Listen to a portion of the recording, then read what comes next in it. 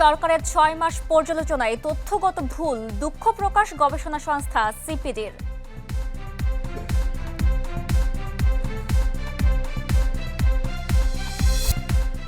অর্থবছরের প্রথম মাসে এডিপিতে ধীর গতি, প্রশাসনিক জটিলতাই দায়ী বলছেন বিশ্লেষকরা।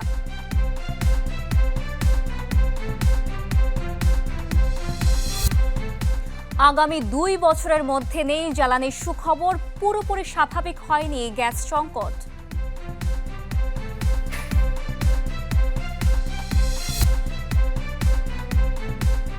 মার্কেন্টাইল ব্যাংক পিএলসি বিজনেস 24-এ স্বাগত। আপনাদের সাথে আছি আমি জান্নাতুল বুশরা।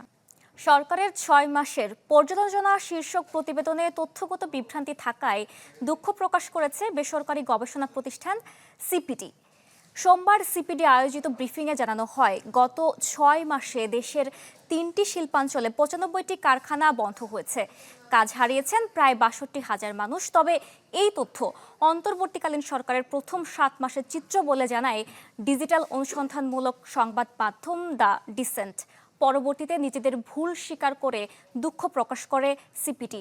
বিবৃতিতে সংস্থাটির দাবি, ঢাকা ট্রিবিউনের ওয়েবসাইটে প্রকাশিত একটি সংবাদ থেকে নেওয়া হয়েছিল এই তথ্য। মূল উৎস যাচাই না করায় এমন বিভ্রান্তি হয়েছে বলে জানায় সিপিডি।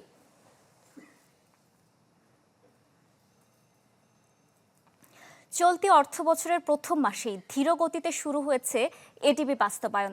জুলাইয়ে বাস্তবায়নের হার নেমেছে 0.69%। বিশেষজ্ঞদের মতে বছরের শুরুতেই এডিপি বাস্তবায়নের ধীরগতি প্রকল্প বাস্তবায়নের দুর্বলতা ও প্রশাসনিক জটিলতার ইঙ্গিত দেয়। দেলোয়ার দুলানের প্রতিবেদন। বার্ষিক উন্নয়ন কর্মসূচি বা এডিপির মাধ্যমে দেশের অর্থনৈতিক প্রবৃদ্ধি, উন্নয়ন পরিকল্পনা ও তা বাস্তবায়নের সক্ষমতা সম্পর্কে ধারণা মেলে। তবে চলতি অর্থবছরের প্রথম মাস জুলাইয়ে এডিপি বাস্তবায়নের সেই হার নেমেছে 1%-এর নিচে। পরিকল্পনা মন্ত্রণালয়ের বাস্তবায়ন, পরিবীক্ষণ ও মূল্যায়ন বিভাগের সবশেষ প্রতিবেদনে উঠে এসেছে, জুলাইয়ে এডিপি বাস্তবায়নের হার 0.69%। 2025-26 অর্থ বছরে যে হার ছিল একই, তবে 2024-25 অর্থ বছরের জুলাইয়ে এ হার ছিল 1.05%। আইএমএডির তথ্য অনুযায়ী জুলাইয়ে সরকারের বিভিন্ন মন্ত্রণালয় ও বিভাগে ব্যয় করেছে 2121.18 কোটি টাকা। গত অর্থ বছরের একই সময়ে ব্যয় হয়েছিল 1644.66 কোটি টাকা। অর্থ বছরের শুরুতে মন্ত্রণালয় ও বিভাগগুলো সাধারণত প্রস্তুতিমূলক কাজ ও পরিকল্পনা সাজায়, ফলে এ সময়ে অর্থায়ন তুলনামূলক কম থাকে। যদিও এডিপি বাস্তবায়নের এমন ধীর গতিকে দুর্বলতা হিসেবেই দেখছেন বিশেষজ্ঞরা। সিলেকশনটা ভুল হয়, যথাযথ ব্যক্তি যথাযথ জায়গায় না যান, তাহলে কাজগুলো মুখ থুবড়ে পড়বে, এগোবে না।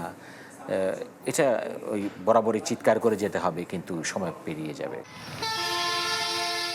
এবারের অর্থ বছরে সরকারি সংস্থাগুলোর নিজস্ব অর্থায়ন সহ এডিপিতে ব্যয়ের লক্ষ্য নির্ধারণ করা হয়েছে 3,08,924.86 কোটি টাকা। দেলোয়ার দোলন, চ্যানেল 24, ঢাকা। জ্বালানিতে যথেষ্ট ভালো অবস্থায় যেতে 2 বছরের মতো লাগবে। জ্বালানি সংকট থেকে দ্রুত উঠে আসতে পারলে নতুন নতুন বিনিয়োগ আসবে এবং বন্ধ কারখানা চালু হবে। সচিবালয়ে কথা জানান প্রধানমন্ত্রী তথ্য উপদেষ্টা ডাক্তার জাহেদুর রহমান। বলেন, গ্যাসের সরবরাহ পূর্ণমাত্রায় এখনও প্রতিস্থাপিত হয়নি, তাই গ্যাস সহজে পাওয়া যাচ্ছে না, অনেক বেশি দাম হাঁকানো হচ্ছে। আর এর মধ্যেও কার্গো আসতে কিছুটা সমস্যা হচ্ছে। জনগণের কষ্টের প্রতি সরকার সমবেথী।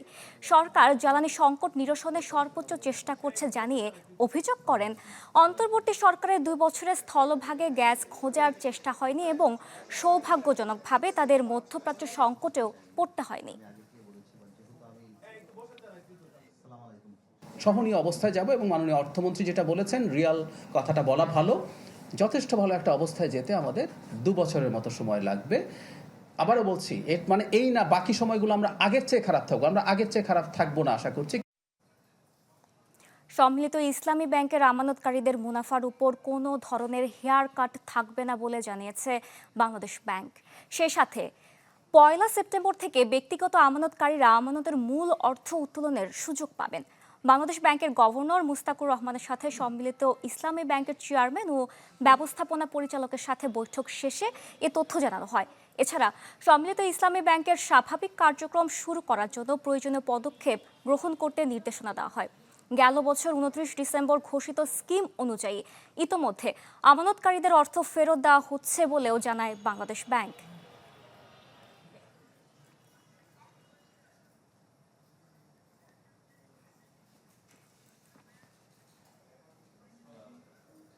এলসির পাশাপাশি এখন থেকে কোনো মূল্য সীমা ছাড়াই ক্রয় বিক্রয় চুক্তিতে পণ্য আমদানি করা যাবে। শিল্প ও বাণিজ্যিক প্রতিষ্ঠানের আমানতকারীরা পাবে এই সুবিধা। নতুন আমদানি নীতিতে এ কথা জানানো হয়। প্রকাশিত গেজেটে দেখা যায়, নতুন নীতিতে 375 সিসি পর্যন্ত মোটরসাইকেল আমদানির সুযোগ রাখা হয়েছে। ফ্রি ট্রেড জোন ও সেন্ট্রাল বন্ডেড ওয়্যারহাউস প্রতিষ্ঠার পাশাপাশি ব্যবসা ও বিনিয়োগে যুক্ত হয়েছে নতুন সুবিধা।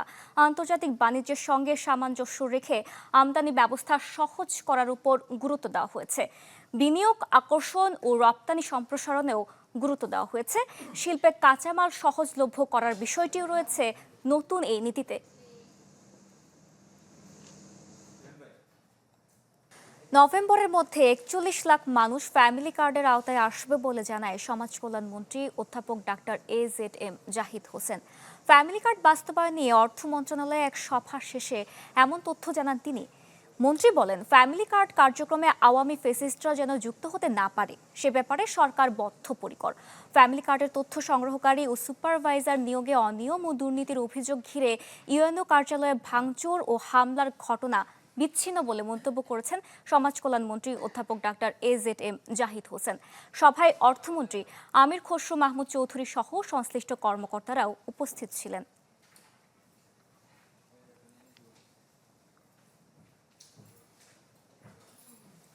নভেম্বরের মধ্যেই আমাদের সমস্ত বাংলাদেশের 180 মিলিয়ন আপনারটা সহ ডাটা কালেকশন ইনশাল্লাহ শেষ করব আমাদের টার্গেট। এবং আমাদের প্রথম অর্থ বছরে 41 লাখ ছিল, তার মধ্যে আমরা প্রায় ধরেন 70,000 অলরেডি ডিস্ট্রিবিউট হয়ে গেছে, আর বাকি যে 40,30,000 ইনশাল্লাহ আমরা ডিস্ট্রিবিউট করব।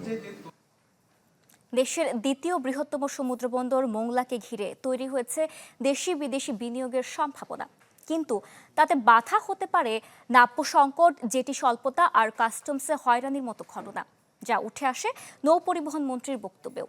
জাকারিয়া তুষারের ছবিতে বেল্লাল হোসেন সজলের রিপোর্ট।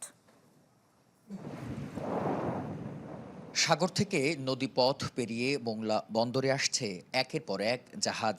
বন্দরের জেটিতে চলছে পণ্য ওঠানামা। জাতীয় অর্থনীতির প্রসারের পাশাপাশি বন্দর ঘিরে সমৃদ্ধ হচ্ছে স্থানীয় অর্থনীতিও। তবে নানা সীমাবদ্ধতায় পুরোপুরি কাজে লাগানো যাচ্ছে না সম্ভাবনার পুরোটা। নাব্য সংকটে বন্দরে ভিড়তে পারছে না বড় ড্রাফটের জাহাজ, রয়েছে জেটি স্বল্পতা। চিংড়ি রপ্তানিতে জাহাজ সংকটের সঙ্গে যুক্ত হয়েছে পণ্য পরিবহনে দুর্ভোগ। সরু ও বেহাল সড়কের কারণে বাড়ছে সময় ও খরচ। বন্দর থেকে কাটাখালীর যে রাস্তা, এই রাস্তাগুলো মানে এই রাস্তাটা আসলে গাড়ি চালানোর জন্য, আমাদের এই গাড়ি চলাচলের জন্য উপযুক্ত নয়। আপনার দৃষ্টি আকর্ষণ করছি যে আপনি এই বিষয়ে আমাদেরকে একটু সুদৃষ্টি দিবেন। চিটাগাংয়ে একটা কন্টেনারের ভাড়া আর মৌলা পোর্টের কন্টেনারের ভাড়া 1200 থেকে $1500 ডিফারেন্স, অর্থাৎ আমাদের বেশি দিতে হয়। ওয়াই? এটা কেন দিব? বন্দরে রাজস্ব পরিশোধের ক্ষেত্রে হয়রানির অভিযোগও ব্যবসায়ীদের, যা আমলে নিয়ে অভিযুক্তদের বিরুদ্ধে ব্যবস্থা নেওয়ার হুঁশিয়ারি দেন নৌ পরিবহন মন্ত্রী। জানান, বন্দরকে জাতীয় অর্থনীতির গুরুত্বপূর্ণ হাব হিসেবে গড়ে তোলার লক্ষ্য সরকারের। আমরা এখানে টার্মিনাল ব্যবহারের ক্ষেত্রে জিটি, কন্টেইনার যাতে প্রচুর পরিমাণে হ্যান্ডেল করা যায়, সাফিসিয়েন্ট ড্রাফটটা যাতে ঠিক থাকে সেই ব্যবস্থা আমরা করছি। এবং মোংলাকে কেন্দ্র করে একটা অর্থনৈতিক অঞ্চল হাব আমাদের পরিকল্পনার অংশ, জাতীয়ভাবে আঞ্চলিকভাবে না। বন্দর ঘিরে তৈরি হয়েছে চীনসহ দেশীয় বিনিয়োগের সম্ভাবনা, যা কাজে লাগাতে নানা পরিকল্পনা উঠে আসে বন্দর চেয়ারম্যানের বক্তব্যে।